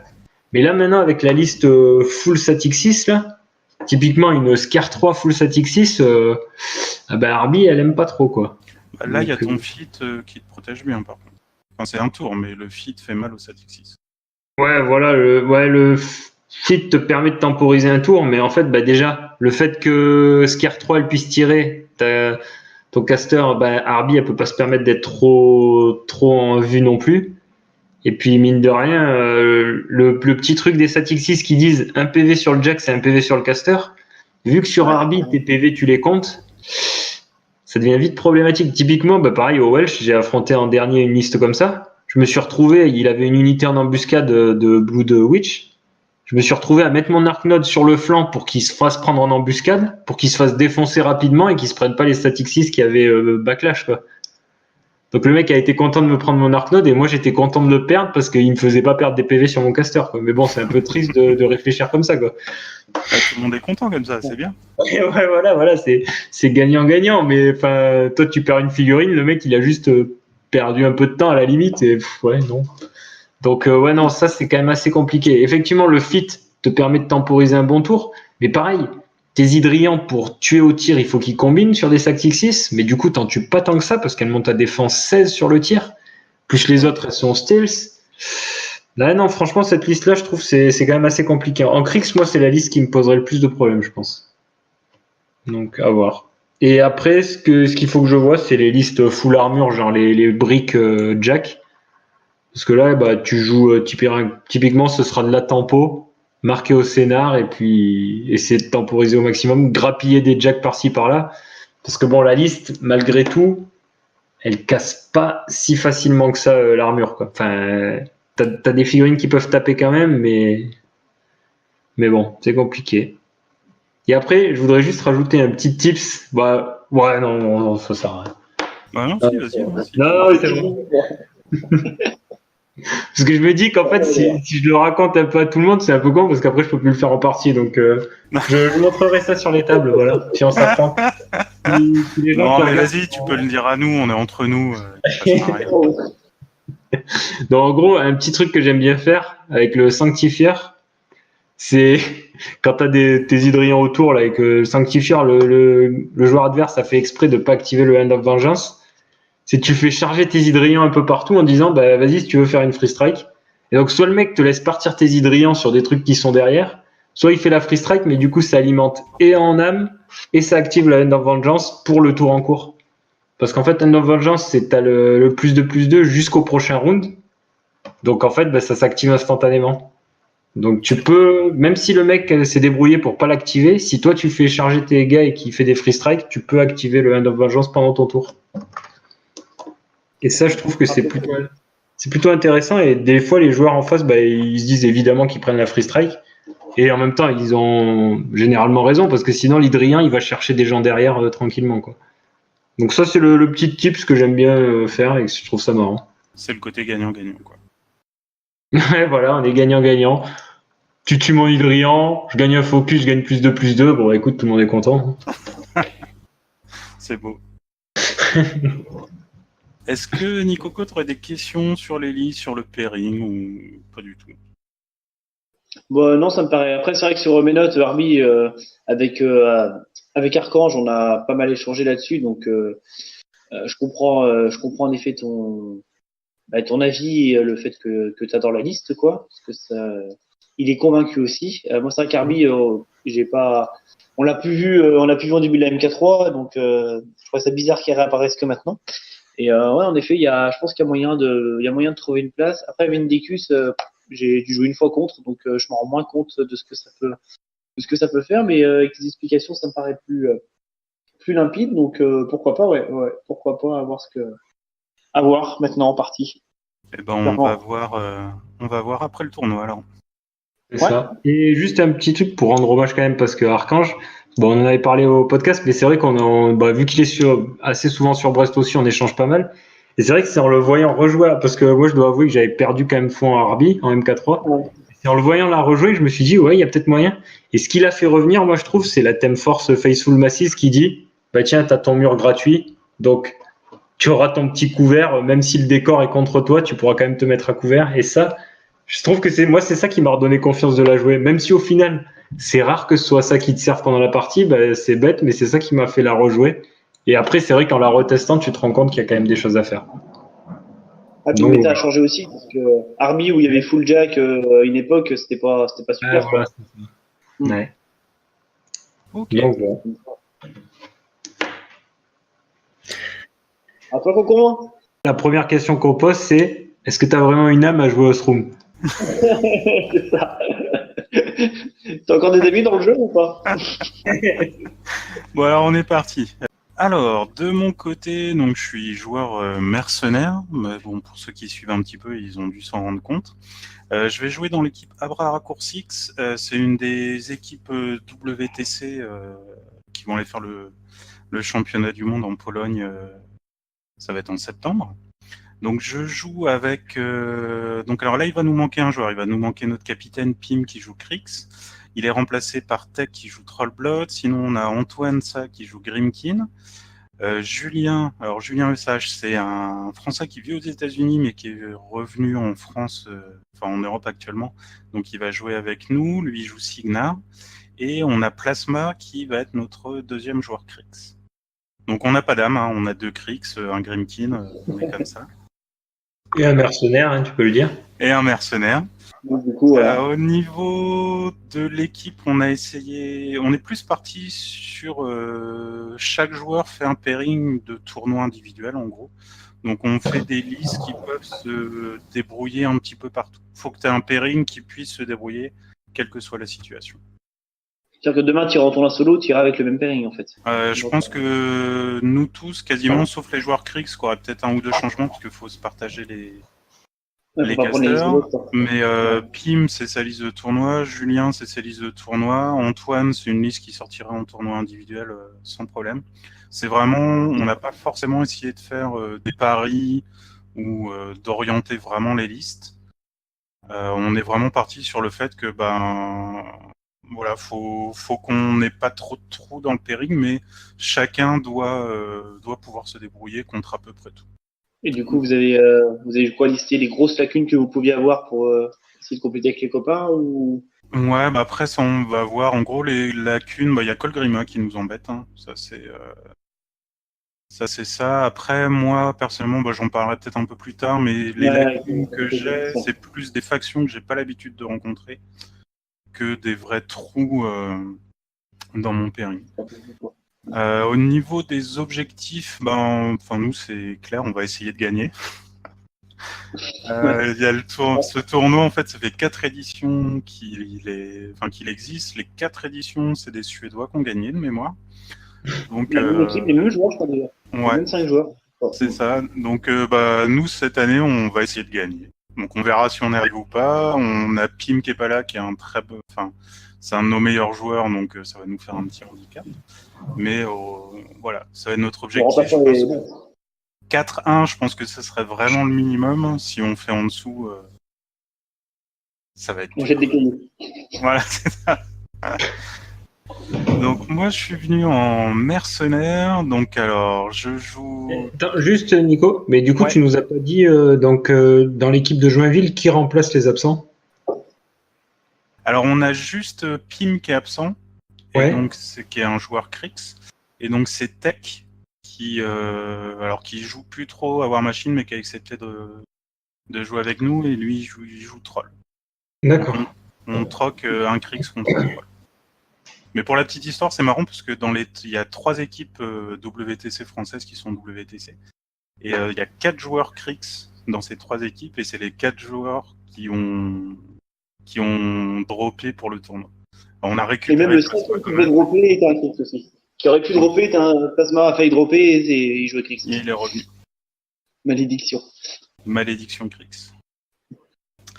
Alors, de mon côté, moi je joue 2 listes. Alors, j'ai une liste pilier que je sors en tournoi depuis un petit moment maintenant. Donc, c'est Osroom. Osroom, c'est le meilleur caster Merco. Il fait un petit peu de tout. Il est bon tir, bon corps à corps. Il a une bonne présence au scénario. Je joue par contre un peu différemment des autres joueurs du tournoi. Alors pour la petite histoire, on est 5 joueurs mercenaires, il y en a 4 qui ont le même pairing que moi, Osroom Magnus 2. Le dernier, il joue, je crois que c'est Alors c'est soit Osroom Magnus avec 1 contre Céphalix. Blaze. Non, c'est juste qu'il y a un des deux qui est remplacé par le joueur Céphalix. Enfin par le caster Ah Céphalix. oui. Et voilà. Donc, alors parmi les joueurs Osroom, par contre, les 4 autres jouent en irrégular. Donc c'est la Theme Force la plus diverses qui existent en mercenaire, où tu peux prendre quasiment tout en fait. Et moi je joue plutôt la Theme Force Hammer Strike. Donc ça fait que je vais avoir une liste qui va être moins générique. Je vais avoir plus de trous.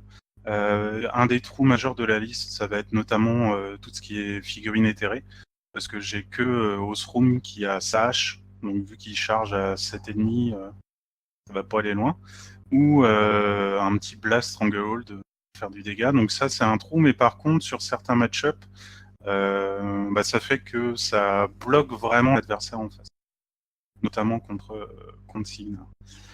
Alors pour la liste en elle-même, donc j'ai Osroom, j'ai 5 Jack légers dans le Battle Group, 4 blasters, donc c'est ceux avec le souffle, et un gunner, c'est celui qui a un tir porté 12 pour 12. En solo, j'ai 2 Beaucourt, donc c'est 2 Shield en fait. En unité, j'ai 2 unités d'artillerie, 2 Forge Guard en maximum, et j'ai 2 Battle Engine qui sont le cœur de la liste, c'est les Siege Crawlers. La liste en elle-même... Ouais, tu voulais dire un truc, Nicoco ? Non, c'est que j'affirmais ce que tu disais, excuse-moi. Ah ok, d'accord. La liste en elle-même, en fait, c'est une liste qui va être très résistante, notamment grâce au... Alors, il y a de la haute armure de base, enfin, moyenne haute armure. En gros, tout le monde est à peu près armure 18, sauf les Siege Crawlers qui ont 20 PV. Le Siege Crawler, ça... qui ont 20 d'armure, pardon. Le Siege Crawler, en plus, ça a 40 PV, donc c'est vraiment pas évident à tomber. Si le gars veut aller dessus, ça se tombe, hein, mais il faut vraiment mettre du dégât dessus.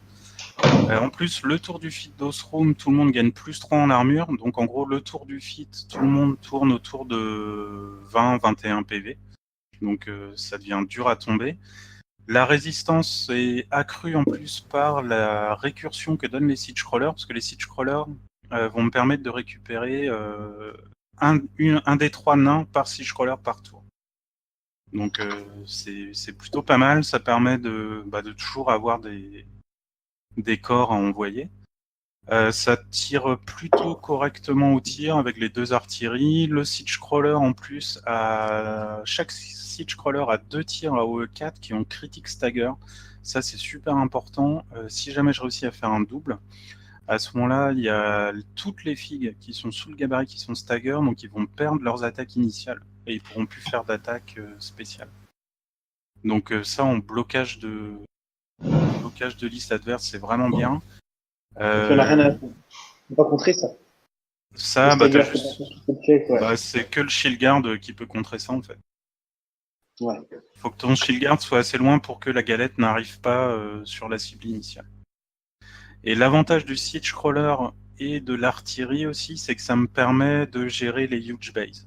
Parce que l'artillerie a brutal damage, les siege crawlers gagnent 1 dé en plus aux dégâts au tir avec leurs 2 galettes contre les huge bases, donc ça me permet de les gérer assez efficacement. En leur faisant des dégâts, et en plus, quand le crit stagger arrive, je sais que pendant un tour, ce sera une pièce qui fera pas grand-chose. En plus, il y a Osroom qui offre un gros avantage au scénario, parce qu'il a un sort qui va donner bulldoze à tout son battle group. Donc on a les jacks légers qui peuvent courir partout pour alors soit paquer des gens pour que les galettes marchent ou les souffles marchent mieux, soit sortir des gens des zones, soit s'il y a des gens qui sont mis juste hors de portée de charge de mes nains, bah, je peux aller dans leur dos et les ramener pour qu'ils soient à portée de charge des nains. Les siege crawlers ont ça de base en plus. Donc c'est vraiment une liste très polyvalente, très résistante et qui joue sur tous les tableaux. Donc voilà, je sais pas si vous avez quelque chose à dire là-dessus, les gars. Ou... Non, bah, cette liste, elle est quand même assez solide. Et puis, bon, je pense que elle est assez connue aussi. On sait que ça marche et que tu commences à très bien la maîtriser. Donc, bon, cette liste, je pense qu'il n'y a pas besoin de s'étendre plus, de mon point de vue. Après, euh, Non, bah Ouais, voilà. moi, j'ai beaucoup joué contre et ouais, je sais que ouais.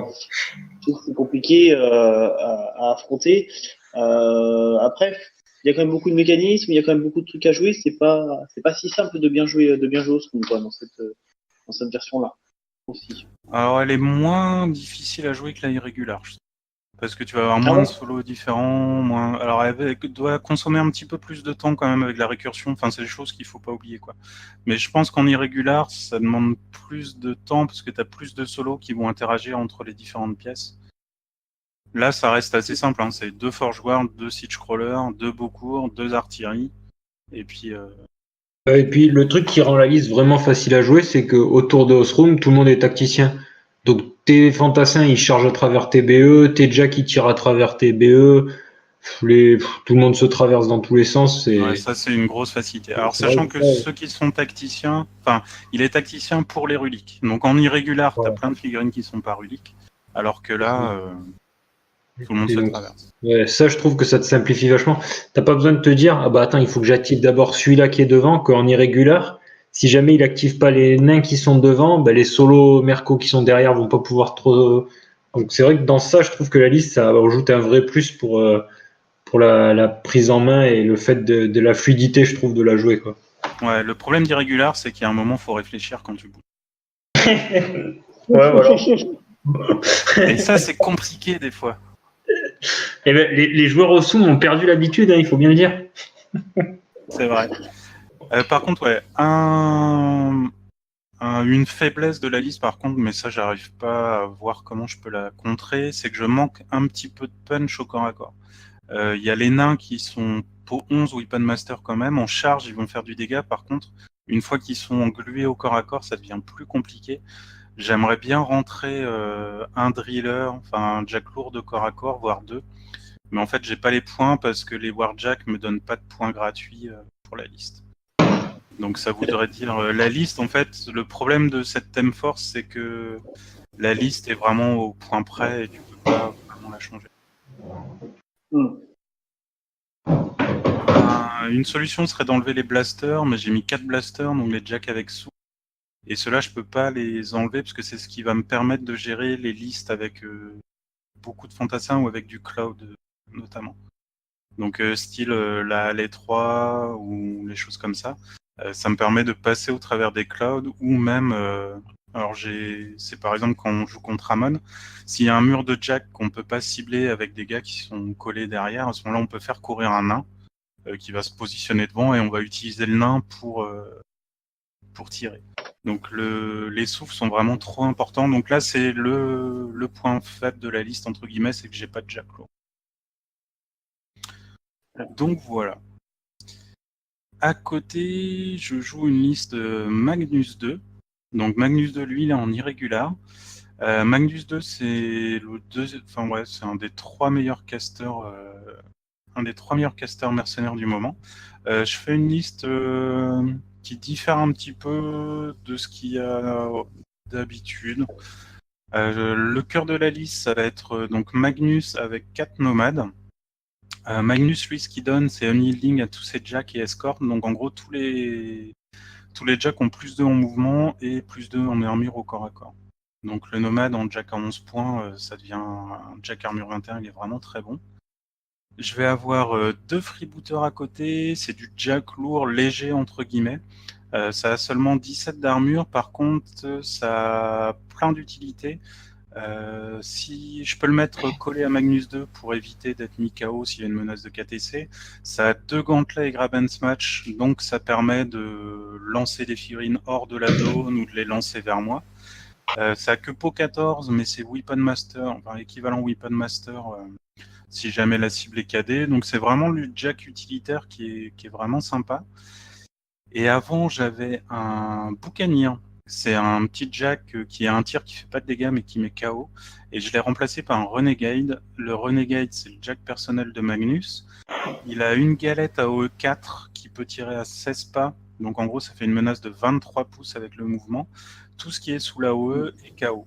Donc c'est vraiment super bien pour la menace de KTC, pour aider les freebooters, ou pour assurer une alpha contre des jacks ou des beasts, parce que les nomades, hein, et même les freebooters, un de leurs problèmes, c'est qu'ils ont que mat 6, donc tout ce que tu peux faire pour faire en sorte d'assurer la touche, faut le faire.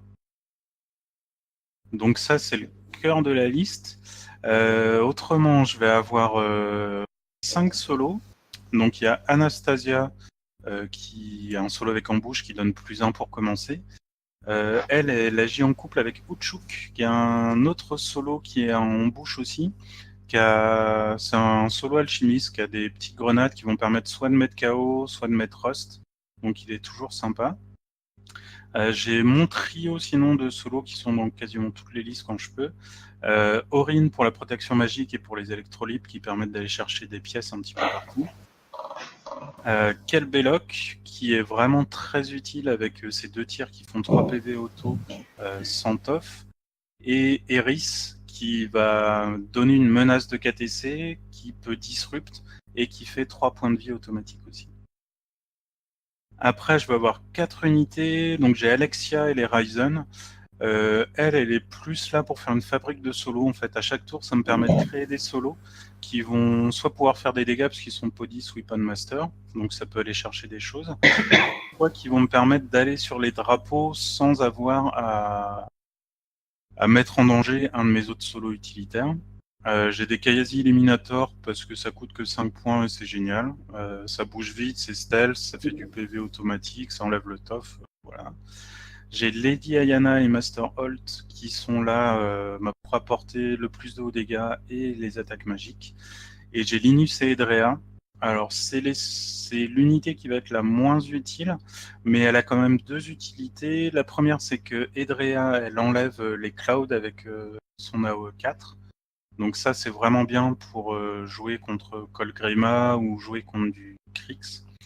Et la deuxième, ça sert un petit peu moins, mais c'est bien quand c'est là, c'est que Linus, il a une capacité qui va cibler une figurine, et la figurine pourra décider dans quelle colonne on va faire les dégâts.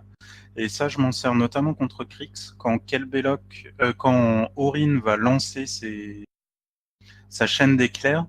Je vais d'abord activer Linus, qui va lui donner la capacité de cibler les dégâts, et la chaîne d'éclairs va me permettre de cibler les dégâts sur les stalkers. Et un stalker, ça n'a pas tant que ça de points de vie, donc si tu peux commencer à casser un bras ou un cortex ou des choses comme ça, ça peut être plutôt pas mal. Donc ça, c'est une liste qui est plutôt polyvalente. En gros, si je vois qu'Osroom, je peux pas le sortir pour X raisons. Par exemple, s'il y a trop de remove from play qui vont m'empêcher de jouer les nains, à ce moment-là, je vais jouer Magnus. Nico, juste une petite question. Pour l'histoire de la chaîne d'éclairs, mais ça marche sur les rebonds Ouais, parce que c'est pas un électrolype. Ils sont pas. Ouais. Ah, ok. Ouais. Non, puis c'est pas. Le problème, c'est que c'est pas misé électricité, c'est le truc en face. Donc c'est pas trop grave. Le problème aussi, c'est qu'on tirait sur un truc qui était misé électricité. Non, c'est pas ça. Moi, c'était plus l'histoire que. Vu que c'était. Non, parce qu'en fait, ouais. Linus, il permet. Ouais, voilà, c'est ça. C'est juste que l'électrolype, c'est pas une attaque. C'est pas considéré comme une attaque. Donc la capacité de Linus marche pas dessus. Mais c'est pas un électrolype ce que fait Orin. Ah, d'accord. Ok. Ouais. Mais c'est un peu le sort qu'a PLA ou Nemo 3 aussi. Voilà, c'est ça. C'est un peu le même rolling, en fait, ouais. Où tu peux booster du coup les rebonds. Parce que c'est pas les mêmes coups. C'est vrai que moi c'était surtout ce qui m'étonnait dans cette liste, mais là du coup j'ai eu l'explication, c'est la présence d'Alexia et Harrison. C'est vrai que je me dis que c'est une unité qui est plutôt là quand il y a beaucoup d'infanterie et que du coup tu repopes du Reason mais là du coup c'est vraiment pour mettre des tralles quoi à chaque tour. C'est de la fabrique à solo et alors cette liste-là, elle est vraiment faite pour jouer contre Krix. Alors j'ai pas pu tester contre tout, mais pour l'instant ça marche plutôt pas mal parce que Osroom contre Krix il peut pas. Les BE et ainsi de suite, il y a plein d'éthérés, c'est pas possible. Donc j'ai voulu faire une X qui puisse gérer Krix. Donc pour ça t'as tous les solos et ainsi de suite. Mais il y a aussi Alexia qui est là pour ça et elle a notamment une capacité qui va être de prendre le contrôle d'un mort-vivant. En fait, elle a un sort qui permet de prendre le contrôle du mort-vivant, enfin d'un warrior mort-vivant, et si tu prends le contrôle, tu peux faire un mouvement et taper avec. Donc ça peut servir si tu as un gars qui conteste une zone, ben, tu le fais sortir de la zone, ou si par exemple tu as un UA Bane que tu peux trop proche, bah, tu vas prendre le contrôle d'un Bane pour taper sur l'UA. Voilà, il y a plein de petites utilités comme ça et les joueurs Krix vont pas forcément y penser. Mais sinon, ça me crée du solo et ça fait de la contestation, ça fait du drapeau que tu peux prendre et ainsi de suite. C'est vrai, dans ta partie contre Chou, je voyais que tu l'as joué vachement en arrière. Je sais, en fait, il va pas trop récupérer d'âme, mais du coup, je vois plus l'utilité comme ça. Ouais. Les corps, donc j'ai quelques solos, j'ai pas grand chose. Hein. Les corps, si je dois les récupérer, c'est sur les adversaires, mais c'est pas, je l'ai pas pris pour 100. Pour ça, ouais, ok. Ouais. Puis ça fait une unité de plus aussi. Faut pas négliger quoi. Ouais. Ça me fait un des avantages de la Theme Force en fait, c'est que pour chaque unité que j'ai droit à un advance move avec un jack lourd. Donc là j'ai 4 unités, ce qui fait que j'ai 4 jacks avec advance move. Et c'est vraiment important parce que Magnus 2 c'est une liste qui joue le scénario. C'est vraiment la première condition de victoire généralement c'est le scénario et si on a le premier tour ça permet d'être très haut sur la table dès le début. L'adversaire peut pas trop avancer et ça permet d'engranger des points assez rapidement. Et tu t'es fixé un objectif de combien de victoires, toi? Tu fais le maximum? Tu vises le 5-0 solo? Alors, si je peux, j'essaye le 5-0. De toute façon, là, c'est con, hein, mais je suis en équipe 1, donc il faut que je fasse le maximum. Donc, voilà. L'objectif, c'est gagner. Donc, l'objectif, c'est 5-0. Après, on a discuté un petit peu pairing et ainsi de suite. Je suis loin d'être le meilleur joueur de l'équipe. Je suis un des 2 moins bons sur les 5 si on regarde objectivement. Donc si jamais il y a des joueurs qui doivent être sacrifiés, j'en ferai partie. D'accord. Donc je sais que ça va. Tu peux pas prendre quoi. C'est ce qu'il peut chercher. Après on va voir au niveau des appareillements ainsi de suite. Mais je sais que vu que je suis pas une des pièces maîtresses de l'équipe entre guillemets, on préfère assurer les bons matchs pour les meilleurs joueurs. Tu vois, histoire en gros, on a 3 joueurs qui sont très bons. T'as Pim, Antoine et Julien, sans vouloir faire offense à Plasma. Mais si on peut leur assurer 3 bons matchs, ça nous fait 3 victoires. Et voilà quoi. Après, j'ai des listes qui me permettent d'être chiantes et de pouvoir gérer un petit peu tout. Donc, j'aurai moyen d'essayer de faire quelque chose. De toute façon, personnellement, l'objectif, c'est 5-0. 4-1, ce serait nickel. Si je fais en dessous, ce sera une déception. Après, suivant ce que je prends. Si on me file 5 fois Kolgrima, je me... Oui, t'auras des excuses, quoi. Ce sera ça, quoi. Ça me donnera un bon entraînement. Ouais, tu tomber contre 5 très gros joueurs Kolgrima, c'est aussi compliqué de entendre. Après, on verra, mais. Ouais. Je pense pas qu'il y ait Kolgrima déjà, mais oui. Ok. Bon, très, très bien tout ça. C'est moche. C'est moche, mais. Un joueur Obstrom n'a pas d'âme. Non. En même temps, vous êtes pas là pour ça. C'est la limite juste avant de passer Krix, en fait. C'est le joueur Krix qui s'assume pas. Tu vois, ouais, tu vois, moi je joue pas Krix, je suis pas un enculé, mais bon. Je suis petit, moi, vous voyez, j'ai pas. Je fais pas de debuff aux autres, moi, ça va, c'est cool. Donc voilà. Bon, bonne chance à tous, les gars, du coup. Ouais. Bye. Sauf contre moi, mais bonne chance en général. Non, on n'a pas besoin de chance contre toi, on sait qu'on va gagner. Vous me laissez pas. Il perdra tout seul. Exactement. Bon, Ok. super. Merci les gars pour cette présentation, merci à vous d'avoir écouté, et on se rejoint très bientôt pour avoir le débriefing d'après tournoi et voir si tout s'est passé comme on a prévu. À bientôt, salut.